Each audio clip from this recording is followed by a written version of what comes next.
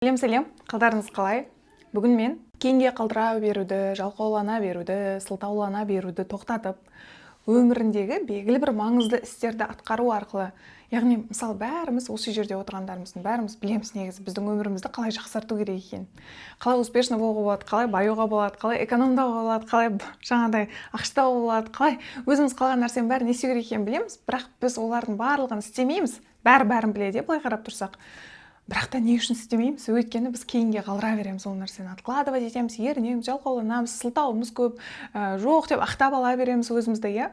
Және де осы бір кейінге қалдыра беру деген нәрсені сіздерге жаңағыдай жоятын, жеңілдететін бір техника бар. Ол техниканы өзім өміріме енгіздім. Сол себепті сіздерге прям оқылған, бір жерден оқып түйіп алған, бір жерден көріп алған техника емес.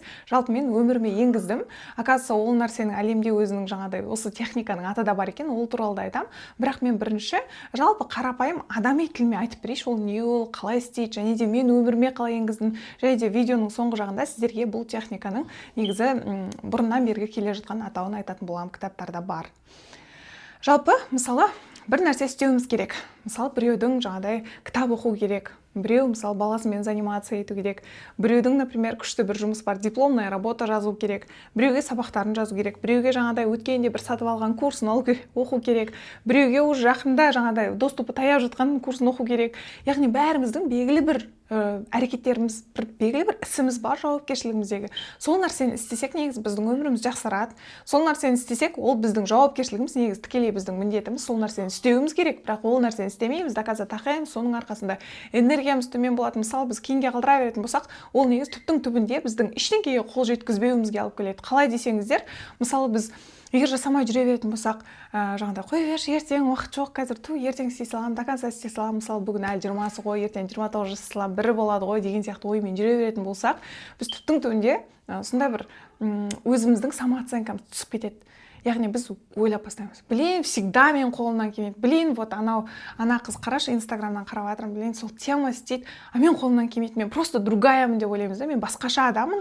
Яғни мен еріншекпін, мен осындаймын, мен кейінге қалдырамын деген сияқты ішімізде бәрібір белгілі бір өзімізге деген бағамыз тоқылады. Оны ешкімге айтпасақ та, басқаларға жоқ, мен уақытылы істеймін деп айтқан болсақ та, өзіміздің ішімізге тоқыла береді. Соның арқасында біз сенімсіз боламыз. И және де ол өте көп последствияларға алып келеді. Мысалы, сен жөтеліп жатсың делік. Сен егер ол нәрсені вовремя емдемейтін болсаң, ол хроническийге айналып кетеді. Сол сияқты белгілі бір өмірімізде осындай бір әдеттерді кейінге қалдыра беру деген сияқты.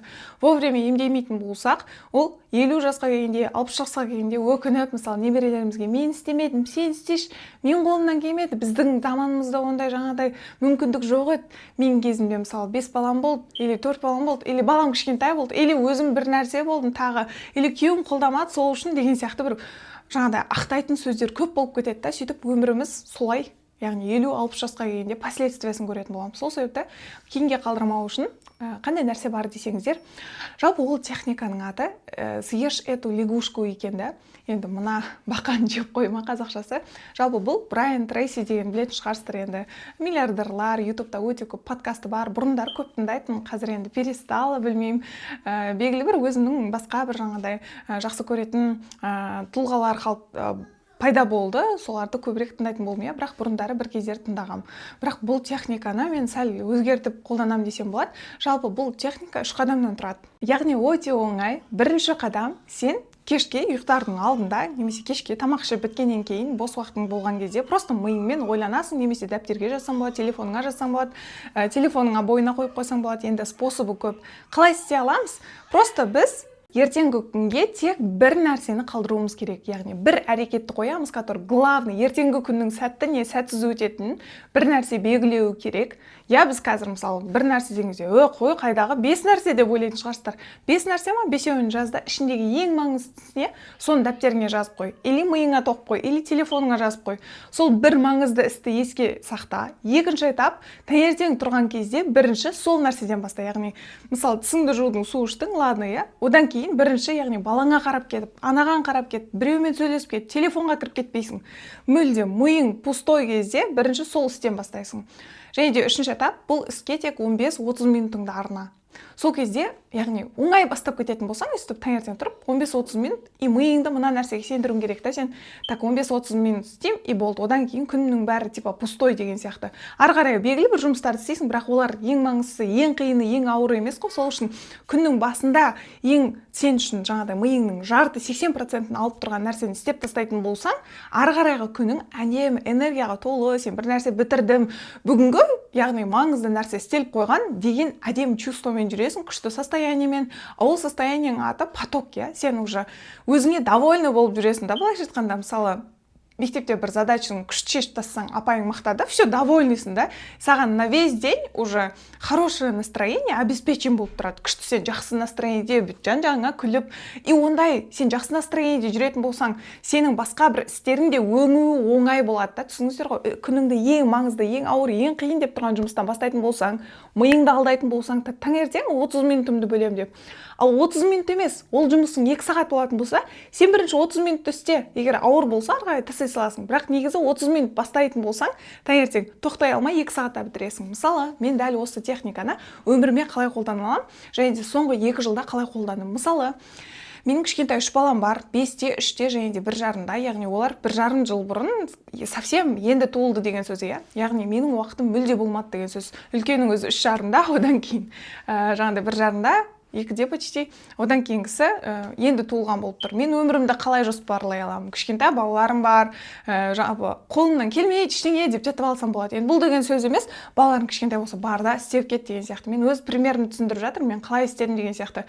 Өйткені балаларым кішкентай болсын, үлкен болсын, қанша болсын, жақсы өмір сүру хочется да, бәрібір жақсы өмір сүргің келеді. И сен жақсы өмір сүрткізетін не әрекет екенін білесің. А ол әрекетті сен кешке қалдыратын болсаң, кешке я уставшая боламын, шаршап кетемін, басқа ештеңе істегім келмей қалады, кешке бір драма қарап жатқым келеді, мысалы да.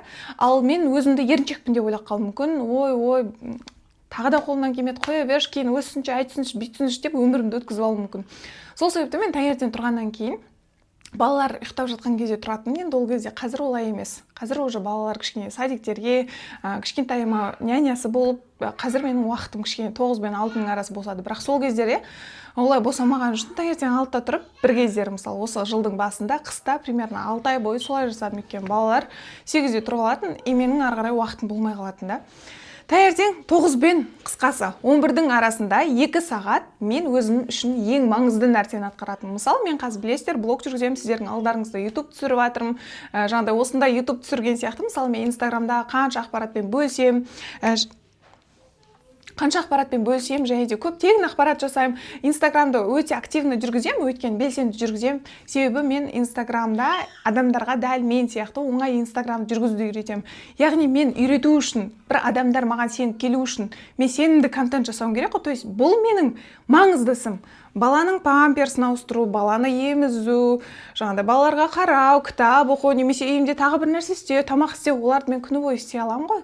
Бірақ ең маңыздысы мынау, бұларды аналармен совмещать ету қиын. Не істеймін? Бос 2 сағат аламын өмірімнен. Таңертеңгі ол 30 минут болуы мүмкін сіздерде, мысалы да. Менде ол 2 сағат. 9 пен 11-дің арасында, яғни үлкен 2 балам садикке алып барып тастаймын, кішкентай үйде қалды. Тем более кішкентаймен өте көп уақыт біргемін, тек таңертең осы 2 сағат бірге емеспіз. 2 сағат барам, отырып 2 сағатын болған үшін, как белка в колесе, сенде күні бойы уақыт тұрған жоқ та, кешке дейін сенде 2 сағат. Мен не істеймін, отырам 2 сағат, как штек, прям осындай ютубтың сценарийін жазам, ана жаққа барып контенттерді жазам, инстаграмға барлығын салам, жоспарлайм, не істеймін, продажаның бәрін жоспарлайм, жұмыста егер рабочий созвондар болса, кешкісін түнде өткізбеймін. Ондай кездер болуы мүмкін, бірақ олар обязательно емес та, қосымша негізгі ең маңызды кездесулерді, консультация болсын, басқа болсын, міндетті түрде таңертеңгі уақытқа қоямын. Сол кезде мен 11-ден кейін, сағат 12-ден кейін уже менде андай ощущение болады, как будто я безработный бар ғой, жұмысым жоқ сияқты, өмірде бір нәрсеге қол жеткізіп жатқан адам сезінем өзімді. Сол себепті менің көңіл күйім жақсы, балалардың жанында состоянием әдемі болып жүрем. Солай бұл нәрсе тұрақты болып бастады да, осы нәрсе өте тұрақтымын. Инстаграмға күнде пост саламын, күнде карусель, күнде рилс саламын. ютубты жүргізіп келе жатқаныма, мысалы, тоқтамай 6 ай болды. 6 айда менің оқырманым саны 21 мыңға жетті. Мысалы, 21 мың 6 айда жинап жатқан адамдар енді өте аз деп ойлаймын. Және де YouTube негізі жалпы жаңағыдай қиын платформа болғанның өзінде сондай нәтижеге жетіп отырмын. Ненің арқасы? Тұрақтылықтың. Егер мен уақытым жоқ, кейінге қалдырып, тағы басқа балаларым кішкентай кейін өссін дей беретін болсам, бұл нәрсені істей алатын ба едім, бұл нәрсе маған осындай нәтиже алып келе алатын ба еді, сіздер осы видеоны қарап отқан болушы ма едіңіздер? Сол себепті мен айтқан техниканы жаңағыдай пайдаланатын болсаңыздар, кез келген адам негізі кейінге қалдырмай, таңертеңгі ең былай қараған кезде негізі бір сказка айтып отқан сияқты. Қалай оны и так понятно ғой деп ойлау мүмкін да. Сен просто істеп көрші. Кешкісін 9-ға будильник қойып қой. Ертеңгі жасайтын істі жазу деп. Ертеңгі жасайтын істі просто так жаза сал. Істемей ақ қойшы, жарайды. Істемей ақ қойсаң да болады. Жазғаннан кейін сен обязательно тұрғаннан кейін есіңде болады, ол автоматом. Ертең самолетпен таңғы 5-те Европаға ұшамын деп ұйықтасаң, тұрасың, 5-те, 3-те тұрасың. Самолеттан кешікпейсің, ерте тұрып аласың. Неге екенін қатты андай миыңа қалып кеткен да, ол нәрсе жазылған, ол нәрсе билеті бар, яғни бар нәрсе. Сол секілді сенің ойыңдағы нәрсе ойыңда қалатын болса, ол жоқ нәрсе. Бар нәрсе, когда сен оны телефоныңа либо дәптерге жазып қойдың. Бар болған үшін миыңа сигнал барады, сен тұрдың, сол нәрсені 30 минут, 2 сағат мен сияқты істеп тастадың. Зато сенде ондай ощущение болмайды, өмірім кейінге қалып жатыр, жас болсам да дымға қолым жетпеді, адамдардың бәрі бір нәрсеге жетіп жатыр, менің қолымнан ештеңе келмейді деген сияқты чорт ойлармен ойланып жүрмейсің. Сен бір нәрсеге қолы жетіп жатқан сияқты өзіңнің қалауыңды жасап жүрген сондай сенімді адамға айналасың. Соның нәтижесінде ары қарайғы өміріңе жетістікке жету, армандарыңды орындау, мақсаттарыңа жету оңайырақ болады деп сенемін. Егер де осы техника сіздерге ұнаса, міндетті түрде кері байланыстарыңызды қалдырыңыздар, өмірлеріңізге қалай енгіздіңіздер, бөлісіңіздер. Мен жалпы осы ютубтағы жаңағыдай кері байланыстарда өте қатты оқимын, өйткені қаншама оқырмандарым, яғни осы видеоларымды қарап өмірлерімді осылай өзгертіп жатырмын, былай істеп жатырмын, мындай жетістікке жеттім деген кезде қатты қуанып қаламын. Сол себепті сіздерден кері байланыс күтемін. Және де мен Инстаграм парақшама жазып кетіңіздер. Ол жақта мен күнделікті өміріммен, өзімнің ойларыммен, жаңағыдай өмір салтыммен, қарым-қатынастарыммен бөлісемін. Және де блог жүргізу туралы өте көп тегін ақпараттармен бөлісемін. Всем пока-пока.